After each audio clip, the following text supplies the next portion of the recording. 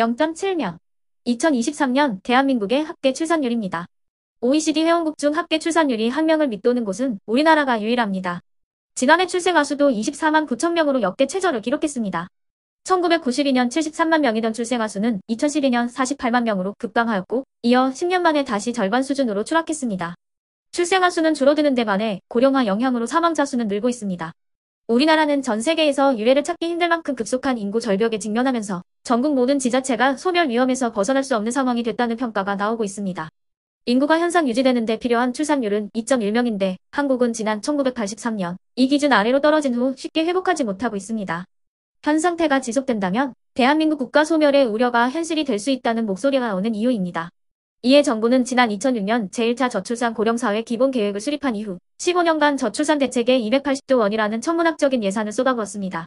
또한 제4차 저출산 고령사회 기본계획에 따라 2025년까지 각종 정책과 예산을 추가 투입하기로 했지만 중구난방 대책으로 출산율 하락 방어에는 실패했다는 지적이 이어지고 있습니다.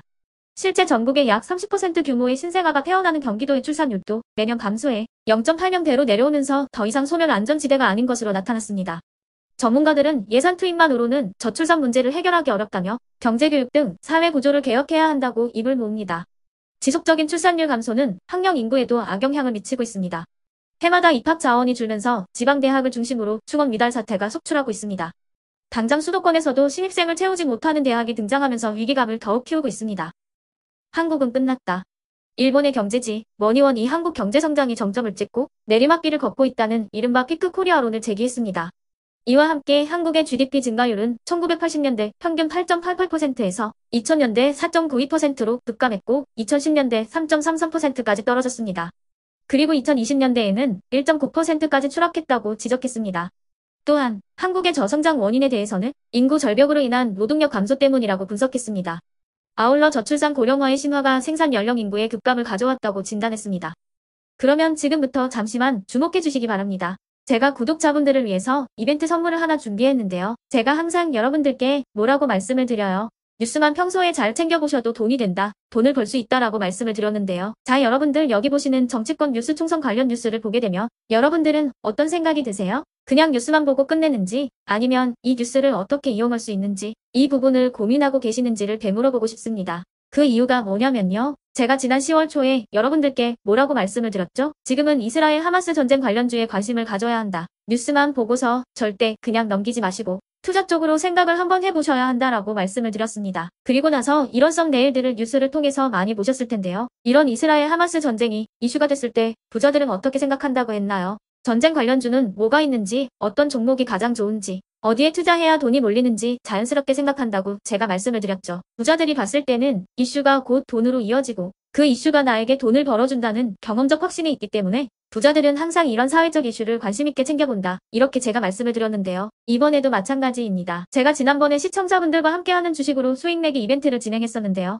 당연히 100% 무료로 진행을 했고 여기 보시면 아시겠지만 제가 지난번에도 저한테 구독이라는 문자를 보내주신 모든 시청자분들께 이렇게 전쟁 관련주 중에 가장 급등할 확률이 높은 많은 종목도 아니라 흥구석이라는 한 종목을 여러분들께 추천드렸어요. 그러면서 여기 나와 있는 대로 정확히 얼마에 매수해야 하는지 그리고 수익률이 어느 정도 나왔을 때 팔아야 하는지 이런 부분들까지 여러분들에게 정확히 알려드렸었는데요. 지금 실제로 어떻게 되었나요? 오른쪽을 보시면 아시겠지만 제가 10월 초에 문자로 흥구석이를 소개시켜드리고 실제로 한 달도 안 돼서 이렇게 주가가 2배 이상 급등이 나왔죠. 그래서 당시에도 굉장히 많은 분들이 제가 드린 종목으로 수익을 내실 수가 있었을 텐데요. 다시 한번 축하드린다고 말씀을 드리겠고 이번에도 마찬가지입니다. 최근에 이슈되고 있는 게 이 정치권 뉴스, 특히나 총선 관련 뉴스이기 때문에 우리가 어떻게 생각해 볼 수 있을까요?